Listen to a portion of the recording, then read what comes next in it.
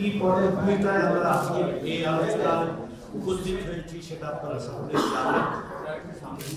তারই পাশাপাশি আমরা যেটা জানি সেটা হচ্ছে দীর্ঘদিন ধরে বাংলাদেশের গণতান্ত্রিক সংগ্রামের ক্ষেত্রে বাংলাদেশ জাতীয়তাবাদী দলের বিশাল ভূমিকা রয়েছে। শুধু তাই নয়, বাংলাদেশের রাষ্ট্র সংস্কারের ক্ষেত্রে যে সমস্ত দল দীর্ঘদিন যাবত এই দাবি উত্থাপন করেছেন, কর্মসূচি দিয়েছেন, একই সঙ্গে ফ্যাসিবাদী শাসনের বিরুদ্ধে লড়াইয়ের পাশাপাশি রাষ্ট্র সংস্কারের তাগিদ দিয়েছেন, বাংলাদেশ জাতীয়তাবাদী শীর্ষে তার অগ্রগণ্য অবস্থান আছে।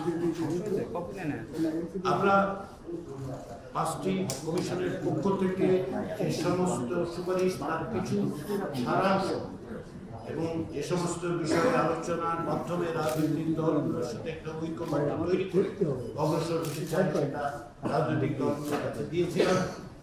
এবং তারই পরিপ্রেক্ষিতে বাংলাদেশ জাতীয়তাবাদী দলের পক্ষ থেকে আন্তরিকভাবে সুচিন্তিতভাবে আমাদেরকে তাদের মতামত জানিয়েছে।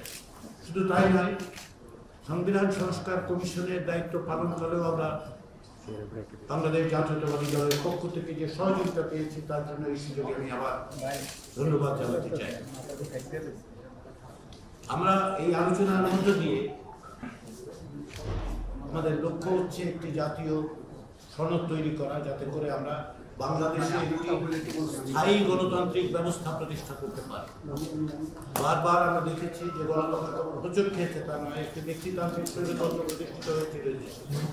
সেগুলো যাতে ভবিষ্যতে না ঘটে, যার বিরুদ্ধে বাংলাদেশের রাজনৈতিক গণতান্ত্রিক শক্তিগুলো দীর্ঘদিন সংগ্রাম করেছে এবং জাতীয়তাবাদী দল তার অগ্রগণ্য হিসেবে ভূমিকা পালন করেছে, সেই জায়গায় সেই প্রাতিষ্ঠানিক রূপ দেওয়ার জন্য এই প্রচেষ্টা। আমরা আশা করছি আমরা আলাপ আলোচনার মধ্য দিয়ে এমন একটা জায়গায় উপস্থিত হতে পারবো যেখান থেকে প্রাতিষ্ঠানিকভাবে, সাংবিধানিকভাবে আমরা এমন ব্যবস্থা তৈরি করতে পারবো যা বাংলাদেশের ভবিষ্যৎ পথরেখা নির্দেশ করবে। ইতিমধ্যেই বিভিন্ন বিষয়ে জাতীয়তাবাদী দলের পক্ষ থেকে মতামতগুলোর ক্ষেত্রে ঐকমত্য সুস্পষ্ট, কিছু বিষয়ে ভিন্ন মত আছে, সেগুলো আমরা আলোচনা করবো এবং আমরা আশা করি আমরা জায়গায় আসতে পারবো। সেই জন্যই এই আলোচনা।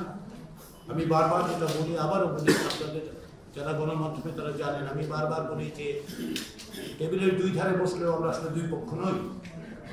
আমরা একত্রে সকলে মিলে জাতির যে আকাঙ্ক্ষা, যে একটি ঐক্যমত্য তৈরি করা, একটি দীর্ঘমেয়াদী স্থায়ী ভিত্তি দেওয়া গণতন্ত্রকে, তার জন্য আমরা সকলে কাজ করছি।